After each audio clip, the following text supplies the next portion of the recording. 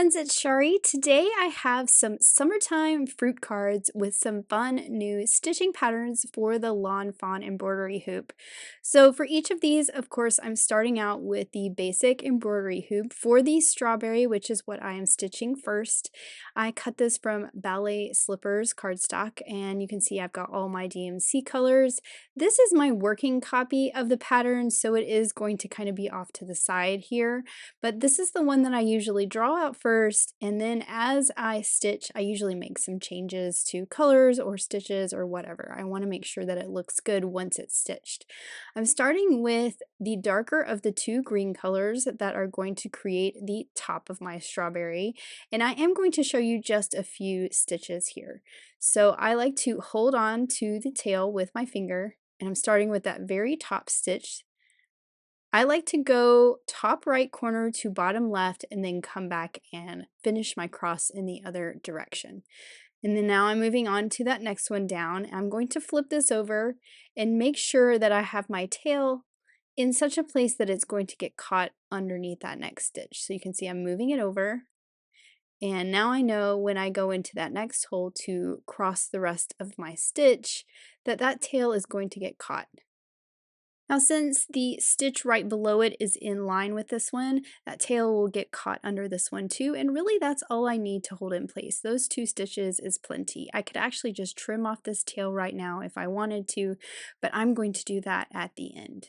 Now I'm going to speed things up a little bit and stitch the other 6 stitches that are in this same color and work my way down so that I can show you how to tie it off at the end or how to secure the tail. And when I have lines like this, I like to go all one direction with my top right to bottom left and then come back and finish off the X in the other direction. And that's what I'm doing here. Now that I have all those done, I can just thread my needle underneath those stitches on the back.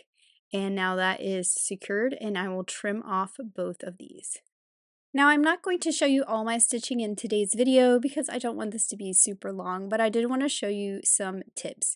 So when you're pulling from a skein that's not on a bobbin, you want to make sure that you pull from the end of the skein where the number is. This will keep it from getting in knots. So this is that lighter green that you see on the pattern with the little X symbol, and I'm doing the same thing with this green because I don't have a lot of stitches yet. I'm going to hold the tail and then make sure I catch it with my stitches. Again, I'm going all one direction on this line and then back in the other direction. I am going to skip ahead and do a little bit of back stitching. Now this is the darkest green color in this pattern, and we are going to do the little vines coming off the top of the strawberry. I am stitching these with 6 strands. I always try to note how many strands I'm using. For the vines I did 6, for the outline of the strawberry I did 3. It all just depends on the look you're going for and how thick you want the lines to be. Now that I have a bunch of stitches, I can anchor this on the back side, and then I'm going to start right there on the right, kind of swirl around and go over to the left so that I all have kind of one continuous line. When I am doing back stitching on a pattern like this, where we're kind of going over some open space, I like to make sure I'm aware of where the thread is going on the back so that none of this shows through a hole where no stitches are going to be, if I can at least help it. Now I've hopped over to the other side of the stem and I'm just doing those long stitches to do the other part of this vine that's kind of swirling around on the left side of the strawberry. And once I have that vine finished, I'm going to tie it off by just threading it underneath some of my stitches. Now I threaded it underneath one to kind of get it away from the holes. Hopefully you can see that I made sure that it went on the solid part of the cardstock. Now I'm going to jump ahead. I have 2 colors of pink that I'm using for the strawberry. This is the lighter of the 2, and you can see that I have a lot to fill in with this one. I also wanted to note that those little black squares on here, I did change the pattern a little bit because I wanted those to be either French knots or beads, and the way this pattern was, it didn't look like they were falling at the intersections where the holes were. Now you can see that I've gone ahead and I finished all that light color, moving on to that darker pink, which is kind of a shadow on this strawberry. So I'm going to fill in on that left side and complete the whole strawberry shape. And then finally, I want to outline it with 3 strands. This is a darker red color, and this is just going to help it have a more rounded shape. So I'm using 3 strands. I did take those 6 strands and split them in half for this back stitching of the outline. I'm going to anchor this on the back just like I've done with everything else, especially now that I have all of those stitches back there. And then I will just go all the way around this strawberry with those back stitches. I like to keep my back stitches nice and long because I think it makes those lines really stand out really well. But you can do whatever look that you want. For the seeds of my strawberry, I am going to use beads, and I was showing you my 2 needles. This is the one that I use to stitch with. This is a 22 needle, and you can see that the eye is too big for these seed beads. So I'm switching over to a 24 or a 26, something that's small enough for your bead to go over the eye of the needle. And for these, I really only need 1 strand of floss. I'm actually going to use 2. I'm using the leftover from where I split the floss for the outline of the strawberry.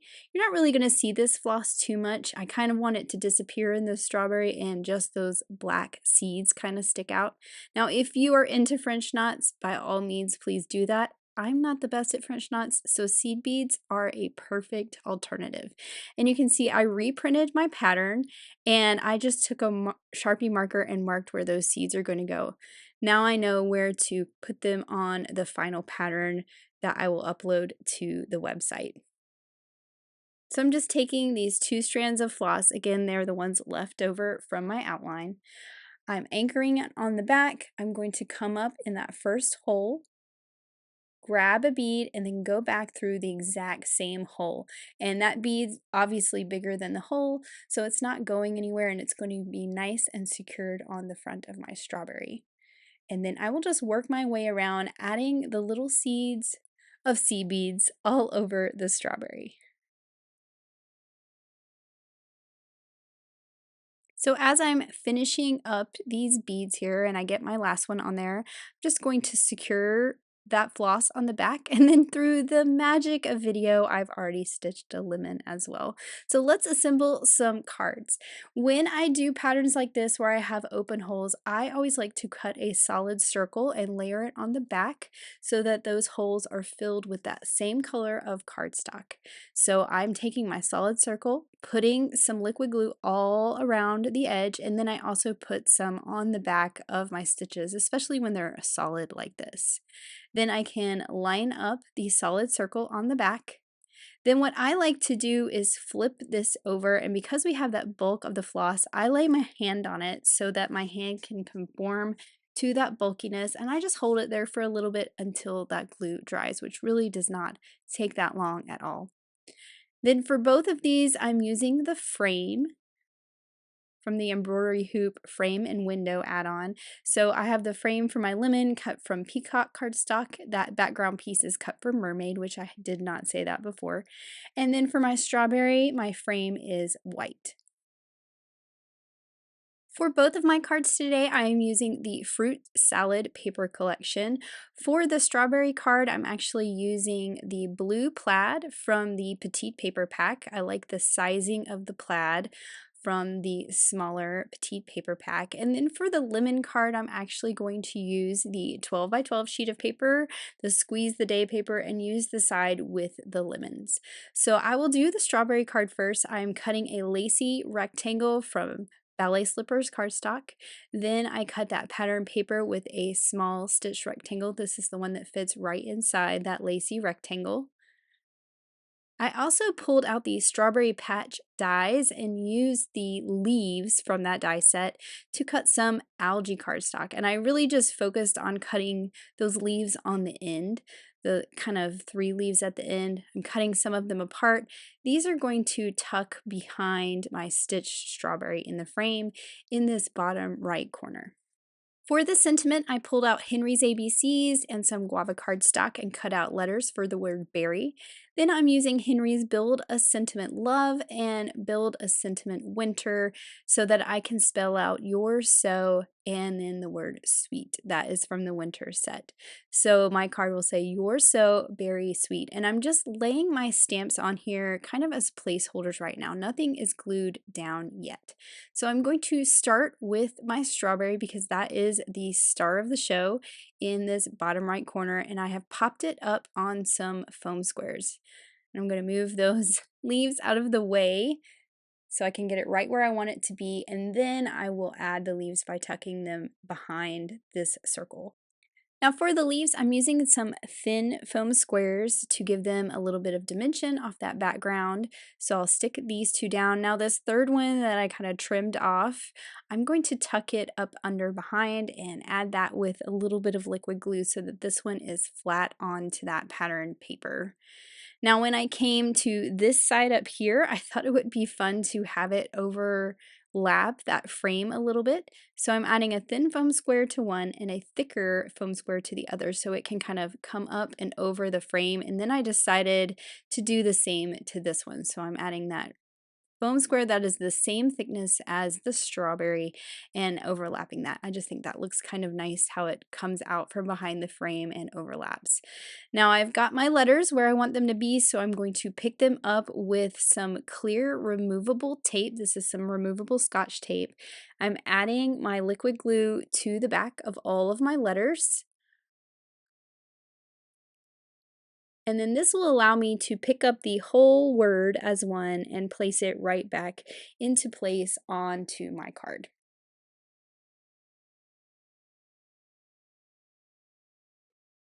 So making sure I'm placing it so I have enough space for the word sweet underneath it. And at first I was going to put that sweet kind of to the right in between the word berry and the top of the circle, but everything felt very crammed over there.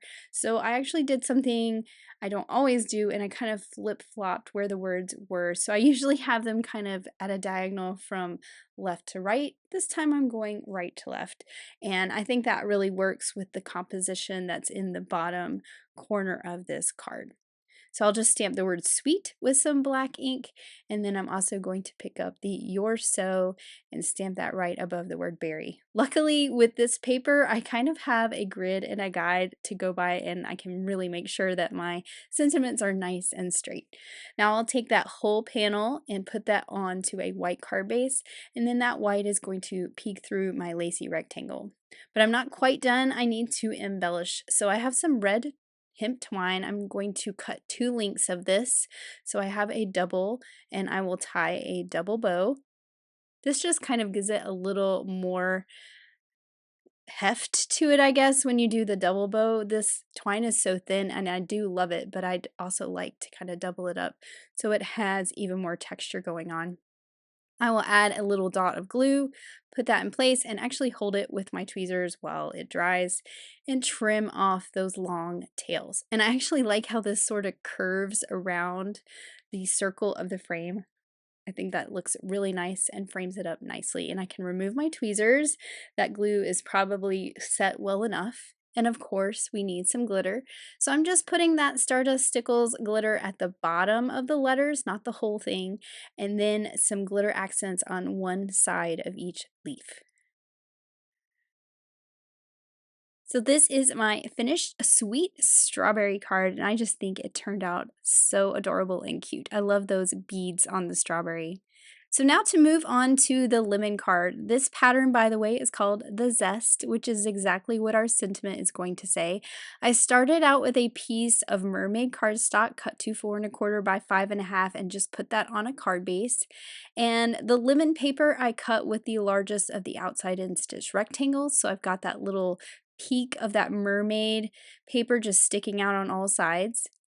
Just like the other card, I'm using Henry's ABCs for part of my sentiment. I cut out the word zest from Peacock Cardstock. I lined it up and used my block to make sure the letters were straight on this one. Picked it up with that same removable tape. I was just kind of checking to make sure everything looked good on there. I'm going to use the same Henry's Build a Sentiment set, which is the love set for the words you're the. I've put that glue on the back of the word zest. I'll pop that right into place onto my card and then carefully remove the tape. And then I can stamp the you're the words right above it. Now I stamped this one to the right side because I am going to add some embellishment on my lemon frame on the left side, and I just wanted things to look a little more balanced. On this card, I'm using some orange twine, and for this one, I wrapped it around the card, and I will just tie it in a bow on the left side. And I always want to check and make sure I'm tying it far enough to the left so that it will not be behind my circle. So I'm just going to tie this nice and tight over here. You could use your tweezers to hold it if it's moving around on you a little bit. Then I like to kind of adjust the strings so that they're separated when they come out from behind that circle. And then I am putting my foam squares at the top and the bottom and avoiding the middle because I have that twine going through the middle. So I like to create kind of a channel between my foam squares for that twine to go. And then I can just pop this right onto my card right there at the top. Now this is the Zesty Lemon die set, and that is where these little flowers came from.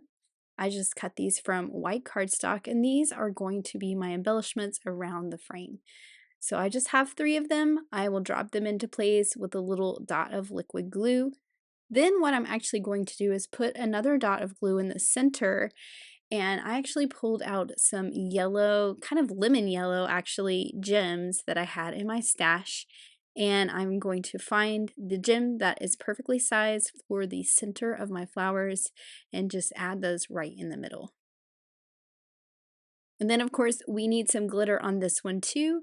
And I'm just going to keep that glitter on the bottom of the letters for this one. And then here is a look at my finished You're the Zest lemon card. And let me bring back in my sweet strawberry card. I think that these are so fun. You could also change up that lemon to be a lime if that's more your speed.